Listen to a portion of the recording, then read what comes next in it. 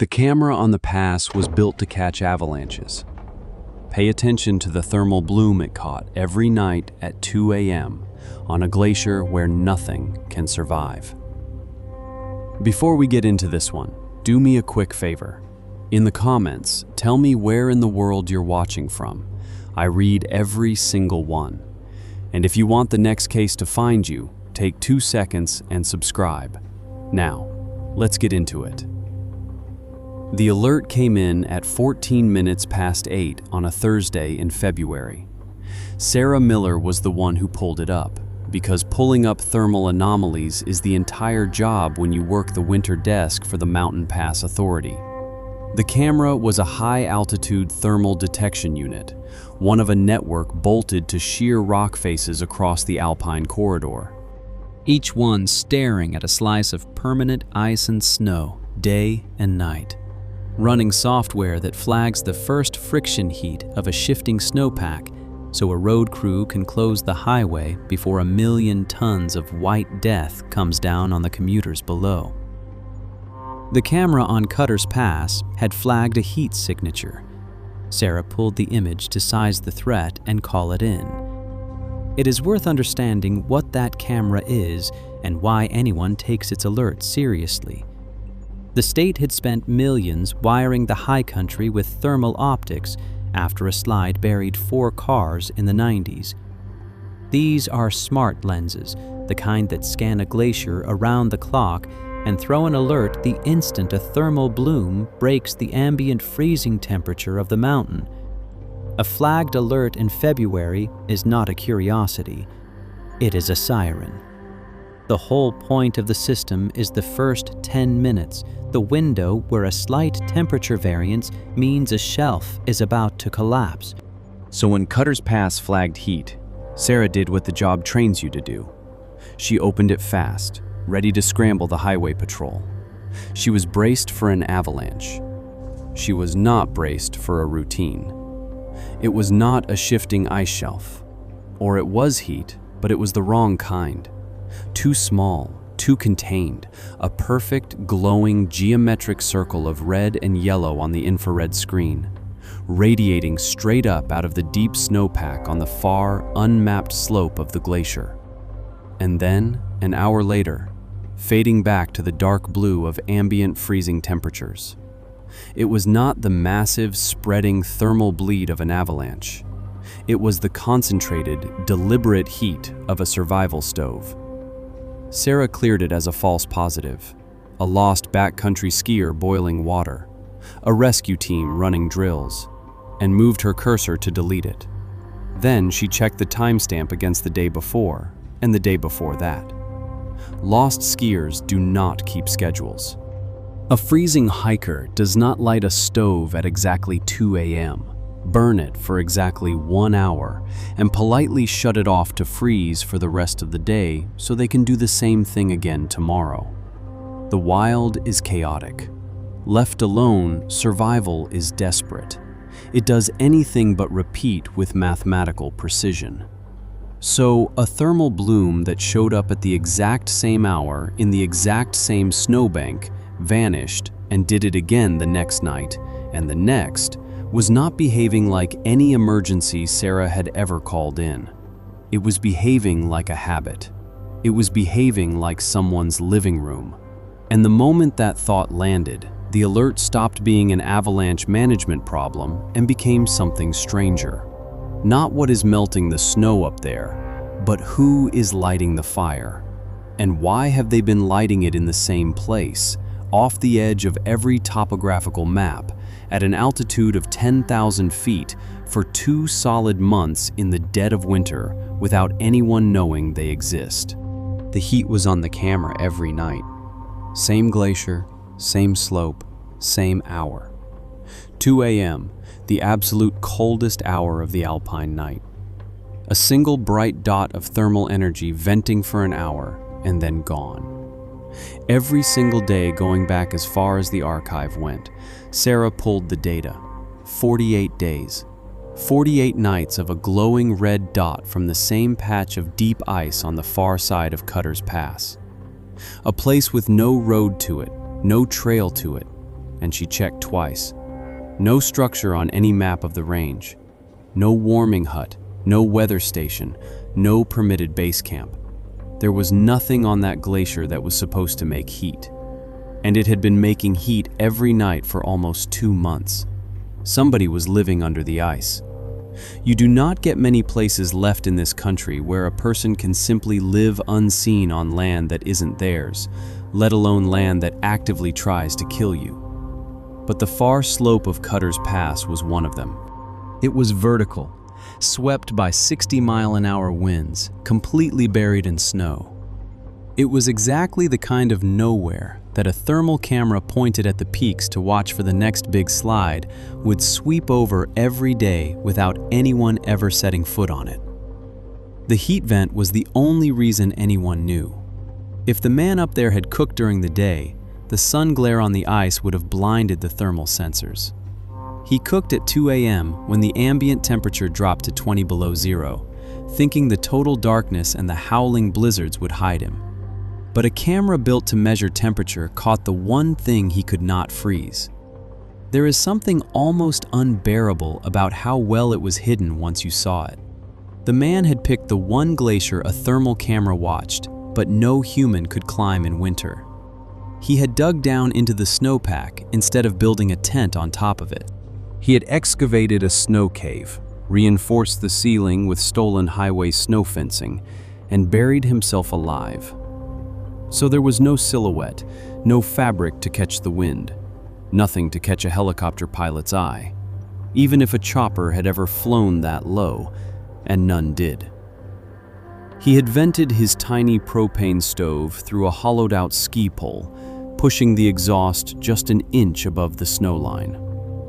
Everything about the camp said a man who had thought incredibly hard about being entirely erased from the earth, and had very nearly pulled it off. The melting snow gave him water. The insulated ice gave him shelter from the wind, and the extreme altitude gave him a great deal of nothing and no one, which was the thing he wanted most. The only variable he could not engineer away was that human blood freezes. To survive, he had to make heat. And heat was the one signal in the entire mountain range that a machine was watching for around the clock. When search and rescue finally went up, dropped in by a tethered winch from a heavy lift helicopter because the slope was too steep to land on, they found it. Not a lost climber, a subterranean bunker carved into the glacier, a heavy insulated tarp acting as a door, invisible from 3 feet away until you knew where to look. A sleeping bag rated for extreme Arctic conditions, a battery-powered lantern, a neat row of propane canisters, a cache of freeze-dried food. Months of careful, desperate, freezing living built by someone who knew how to endure pain and knew not to be seen. And a man, 58 years old, who did not fight when they pulled back the tarp, because by then his hands were too numb and there was nowhere left to run to. And the truth was, he was exhausted. His name was Thomas Locke. He was not a rogue alpinist. He was not an anti-government extremist preparing for the end of the world. And he had not walked into the freezing Alpine death zone to conquer a mountain. He had walked into the ice because there was a warrant for his arrest. And there had been for almost 2 years. And it was never going to go away. And the glacier was the one place the database could not reach him. That is a sentence that sounds, the first time you hear it, like the setup to a story about a dangerous man. The kind who has a warrant and flees to the high country. The kind a federal manhunt is built around. It is worth saying clearly before any of the rest of it that Thomas Locke was not that. He had never hurt anyone. He had never stolen a physical object. There was no victim somewhere wondering when he would be brought to justice. Nothing in the whole of his record that would make a single person on that mountain less safe whether he was found or not. He was a retired high school history teacher who had run out of money at the worst possible moment in a human life. 2 years and one catastrophic diagnosis ago.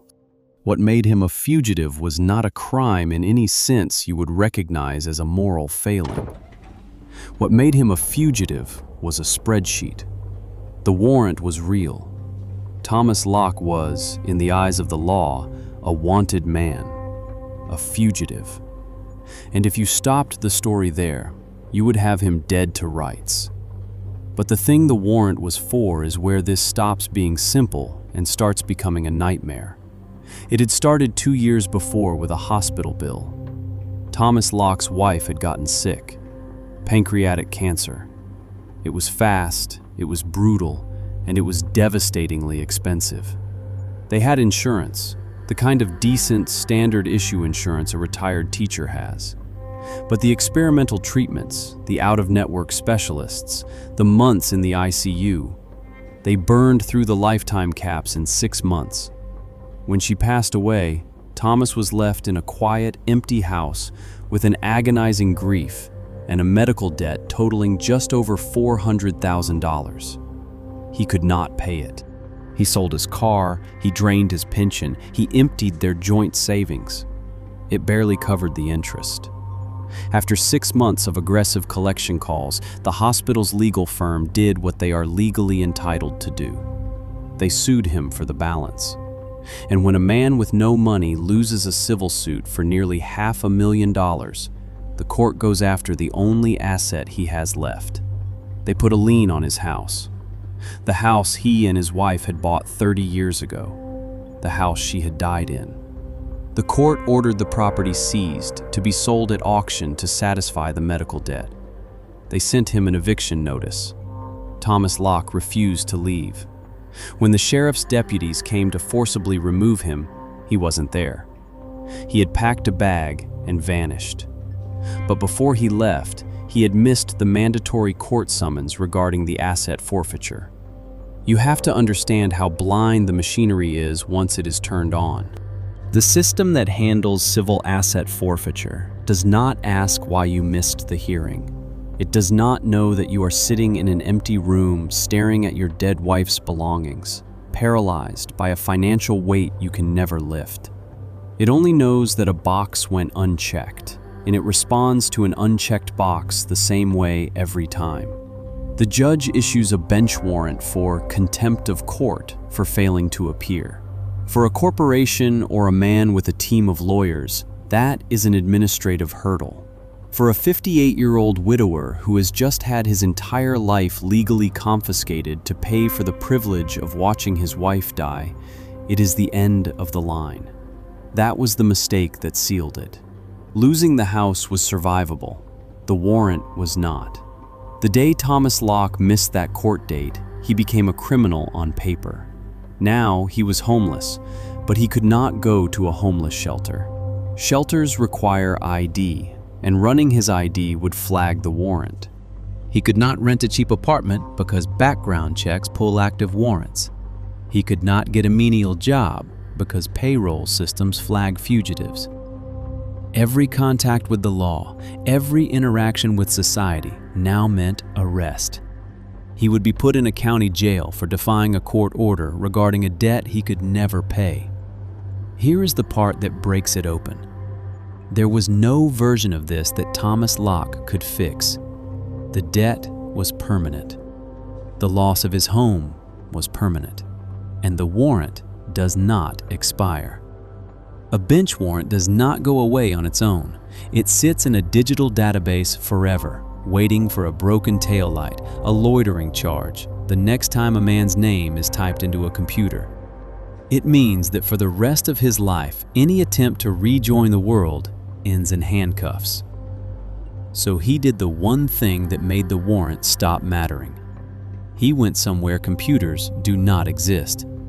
He went up the sheer ice face of Cutter's Pass, and he dug a hole in the glacier. And for 2 months, he was, for the first time since his wife got sick, a man no debt collector could call and no deputy could arrest. Right up until a camera built to watch the ice noticed his desperate attempt to keep his blood from freezing. People hear a story like this and reach for the obvious objection. Just declare bankruptcy. Just go to court and explain it. But bankruptcy does not clear a contempt of court warrant once it is issued. And going to court means walking through metal detectors where police stand waiting to arrest anyone with an active warrant. The door out of the trap is located inside a jail cell. So the Glacier was not Thomas Locke being a crazy survivalist or a criminal. The Glacier was the only logical move left on a board that had systematically stripped him of everything else. They took him in on the warrant because the warrant was valid, and that is what the law requires. There is closure in that, of a kind. The case the camera opened was closed. The wanted man found, airlifted off the ice and held. But it is worth sitting with what he was held for. Thomas Locke was booked into a county jail on a 2-year-old bench warrant that traced, link by link, back to an unpaid hospital bill. He had stolen nothing. He had hurt no one. The entire chain of his criminality was built out of his inability to pay for his wife's cancer treatments. And the county jail he sat in would now spend thousands of taxpayer dollars to house, feed, and guard a man simply because he refused to stand in a courtroom and hand over the keys to his house to a medical billing conglomerate. That is the knot this one leaves, and it does not come undone. By the letter, Thomas Locke was a fugitive. He skipped court. The warrant was lawful. The rescue crews and deputies did their jobs correctly. And also, he is one of the clearest examples you will ever see of a person made into a criminal by a system that turned a medical tragedy into a manhunt. Debtors' prisons are supposed to be unconstitutional in this country. And yet, there are people all over America doing jail time today on warrants that began as unpaid civil debts, because the law found other words for it. Contempt of court. Failure to comply. The words were enough. Thomas Locke walked onto a lethal glacier because it was the only place left where the word fugitive stopped being able to reach him. The camera that reached him anyway wasn't even looking for a man. It was looking for a natural disaster. It found a man who had already been destroyed by one. None of this is rare. And that is the part worth holding on to. Thomas Locke is not a freak case. Millions of Americans are sued for medical debt every year. Thousands have warrants issued for their arrest when they fail to navigate the aggressive legal labyrinth of asset seizure that follows. Most of them do not go to the mountains. Most of them just live with the warrant hanging over every traffic light, every job application, every knock at the door. Thomas Locke's only real difference was that he had the endurance to survive at 10,000 feet, the absolute desperation to try it, and a wall of ice to do it on. And so you are left with the same split this channel always splits on. A man with a warrant living illegally on protected state land, hiding from the law. A criminal in the snow. Or a citizen the system pushed completely off the grid, doing the only thing left that kept him out of a cell until his 2 a.m. survival fire gave him up. The land on Cutter's Pass is yours and his alike. He couldn't afford to live in society, and he couldn't legally live on the ice. And the warrant that made both of those true started with a hospital bed. The camera on Cutter's Pass was built to catch avalanches before they could crush the highway. For 48 days, it watched a frozen landscape and it did its job. It caught a thermal anomaly exactly as designed. It just turned out the anomaly wasn't shifting ice. It was a 58-year-old widower's desperate attempt not to freeze to death inside a hole in the snow, lit by someone who had figured out that sub-zero temperatures were a smaller risk than letting his name touch a database. And who was right about that for 2 months, until the one camera on the mountain, whose entire purpose was to notice heat, noticed his. Every case on this channel starts with something that doesn't belong in the frame. Smoke with no fire, heat with no body, A man on a deadly glacier who couldn't be anywhere else.